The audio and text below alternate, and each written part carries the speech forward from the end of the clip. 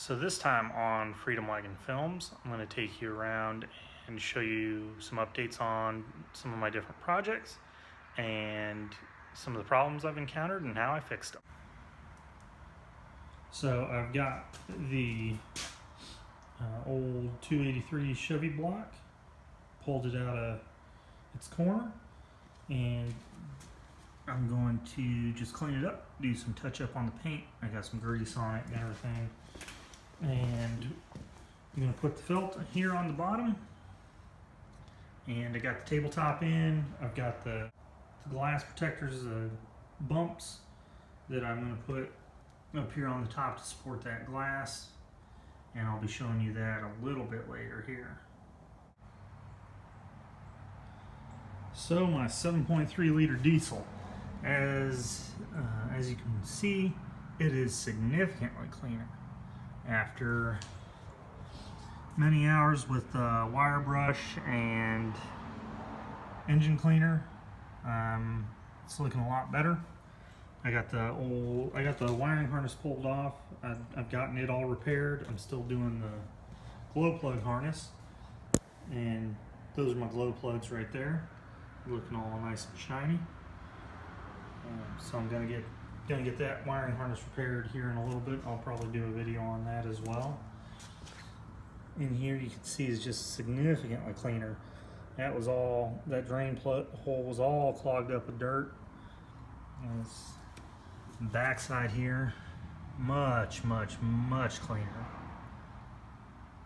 A lot less grease. And that's still the offending drain plug. I haven't yet fixed it, but getting there. Just had to get everything cleaned up. Something else that I'm going to be doing here, and I'll have a video on it. Something else that I'm going to be doing on this engine, and I'll do a video on, is this piece right here, right there on the driver's side of the engine, is the oil cooler. Engine coolant comes in from this end. Engine oil, before or after it goes in the filter, I'm not entirely sure, but engine oil comes through this end, and it's an inner sleeve and an outer sleeve. The coolant cools off your oil. That's how that works, and it's got some O-rings in it, and those go bad over time. And so, just to be on the safe side, while I've got it out, I'm going to be replacing those O-rings with some new ones, and hopefully it'll give me another 313,000 leak-free miles. And that brings me to the Shonda Jenkins. I'm going to cut to an issue that I was having earlier in the week. I'm going to cut to that right now. So, car wouldn't start, and then I put it on the battery charger. You can see that little jumper box. Started doing this, and then when I put my foot on the brake, just even slightly, that stops.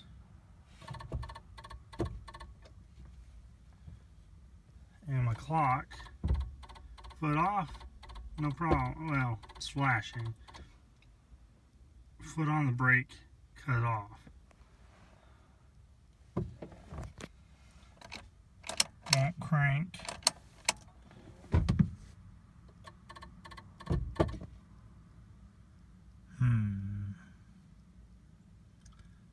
This is funky. Very funky.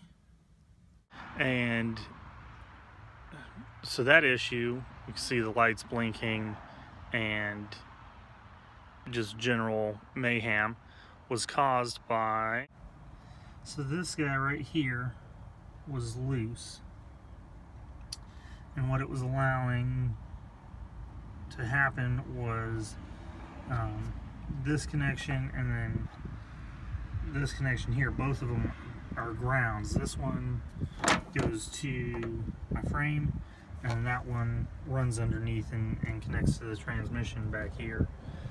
And so it was just intermittent electrical connection tightened it up, and that problem seems to have gone away. I'm still going to clean out my fuse box. I got a fuse box there, and then I've got a fuse box on both sides of the cabin. I'm going to replace all my fuses just because they're old and grimy looking. And then yesterday, Friday, I was driving around, car was running great, get to the Walmart, go in, do my shopping, come back out, and my starter crapped out on me. Got in, turned the key, all my lights came on, and all I heard was a click.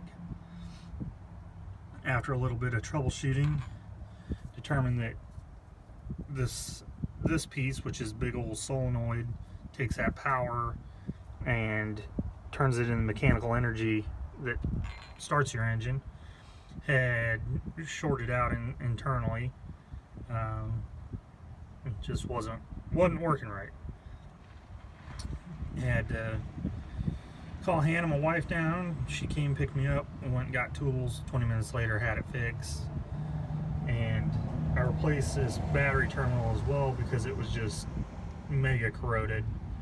I'm going to do this one as well. I'm not neglecting that one either, but that was also preventing me from starting, and now she starts up like a champ.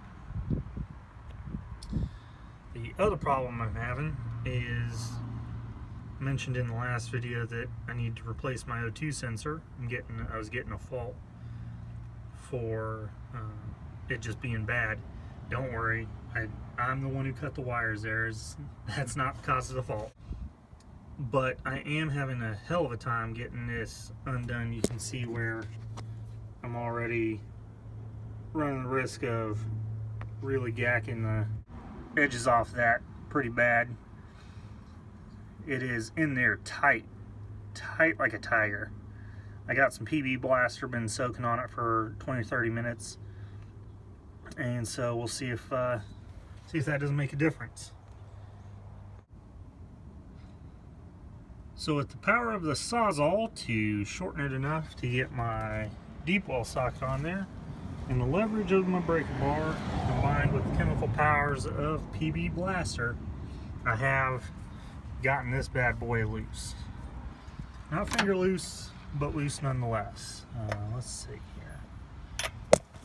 I just want to see how majorly dirty this thing is.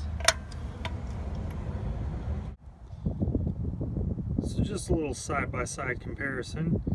Above is the old one. You can see it's just lived a hard life. It's got all kinds of stuff baked on it. You can see where it's not quite straight. Parts of it are bulging. It's lived a hard life. I can't quite capture, but it looks like in at least a couple of places the inner part of the sensor has fractured. It's just got a lot of build up and all of that going on with it. Now we got the nice new one with a little bit of anti-seize on the threads there, so hopefully it isn't as hard to get out the next time. And hopefully now my engine will know how much oxygen's in my exhaust.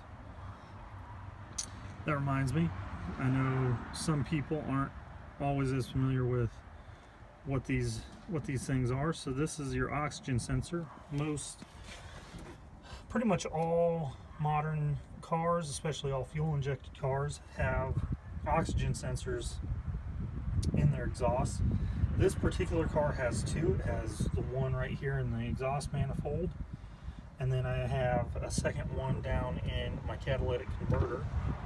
And so what they do is the computer knows how much air and fuel is going in to your throttle body. Boom, magic happens. And then it measures how much, well, in this particular case, it measures how much oxygen is in your exhaust, and then it adjusts how much fuel it's putting in for a given amount of air based on how much oxygen is coming out, so that you get the most efficient burn. Efficiency is power, and so that is why you have them. I also just wanted to show nifty little shop trick. If 7/8 is the size I needed, but if you're ever in a spot where you don't have a breaker bar and you got 2 wrenches, as long as you're using the closed end, you can take another wrench with the closed end and double your effective wrench length. Nifty trick.